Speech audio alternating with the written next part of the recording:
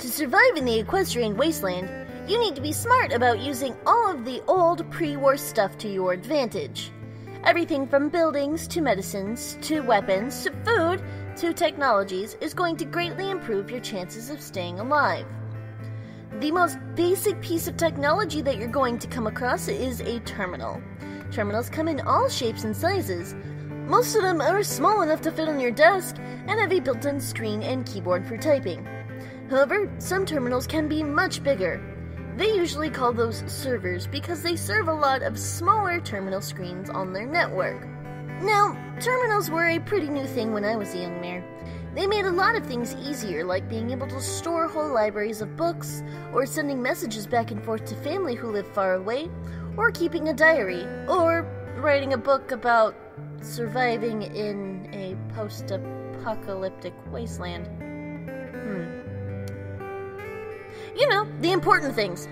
They can do a lot more than that too, but I didn't really think about it until after the war, when you suddenly had to figure out how to hack into terminals to gain access to the places where all the ponies had died. Luckily, in those early days, I had a girlfriend who was a unicorn who used to work for SkyBolt. They were the company who built most of the terminals you're going to see. All of the terminals run off something called a spell matrix operating system. The spell matrix is where all the magic happens, literally. It's this really cool looking crystal that glows when it's powered up. Most terminals have a tiny one inside of them, maybe about the size of a tooth. But most terminals are called terminals because they are gateways to access a really big spell matrix somewhere. Those could be as big as a pony's head. Anyway, there are a few ponies who are really good at hacking into terminals. They can do all sorts of things to the spell matrix that I really don't understand. A lot of those ponies are unicorns because obviously spell matrices use a lot of magic and crazy looking runes to actually work. For the average pony or zebra or griffin though, you might not have a super nerd unicorn friend to help you. And that's why I'm including this chapter with a very simple way to hack into a large number of stable tech terminals. Which, again, is thanks to my unicorn friend. Love you for me. So the first thing you're going to want to do is see if the terminal is actually logged in already. There are quite a few terminals that are public, which you just need to turn on and use as you need. A lot of terminals you will find need a password though. If you're not logged in, and it's not a public terminal, you'll get a screen asking you for a username and password. These words are displayed in big, bold capital letters because technology likes to scream at your suffering! But, seriously, why does it have to be so hard? When SkyBolt were designing the operating system, they built in a lot of default logins to do all sorts of things for different maintenance type things. Like, if you forgot your password or something was broken, you had a whole standard set of ways that you could still access the spell matrix if you knew what you were doing. When you see the login screen for the username, you want to type in SYSTEM in all caps. Then for the password, you want to type in DEBUG in all caps. That will take you to what looks like a blank screen. It will have a little blinking cursor bar, but nothing else. That's when you type this in: // semicolon open _ syskass.spm. That will take you to a screen with a whole lot of crazy jumbled numbers and symbols. It'll look something like this. Now, most of the time, this won't be too long. It'll only be maybe one screen, but other times it'll be a very, very long list. What the terminal is showing you is every password ever used by an administrator on that terminal, as well as a whole bunch of similar passwords it has automatically generated as alternatives for every time you had to change it.